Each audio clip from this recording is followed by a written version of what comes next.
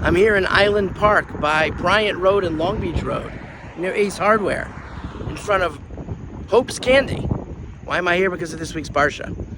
In the Parsha, we're told that Am Yisrael, when they enter Eretz Yisrael, after Moshe dies, they are to go to Shechem, where there are two mountains, Mount Gerizim and Mount Eval, and they will have a reenactment of the Aseres HaDibros, of the covenant over there, to do it again with Yehoshua as the leader, even though Moshe is telling this for the future. And there will be 6 of the tribes on Mount Gerizim, 6 of the tribes on Mount Eval, and in the middle they will be uttering the curses and the blessings, and everybody will say Amen, and it's a reenactment of the covenant. In halachic language, it's called the bris of arevos, of arvus, of responsibility, that Kol Yisrael arevim zeh bazeh, that each Jew was responsible for every other Jew. Rabbi Binyamin Yudin from Fairlawn quotes the Noam Elimelech. The Noam Elimelech, Rabbi Elimelech of Lijensk, says that arevos means responsibility, mixing, like an eruv, but it could also mean something else. As we see in Shir HaShirim, Hashmi'ini es kolech ki kolech arev umarech naya. That Hashmi'ini es kolech, let me hear your voice.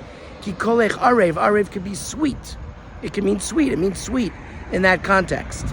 And maybe Rabbi Yudin suggests using that definition, that the bris of arevos is that there has to be a sweetness to Am Yisrael.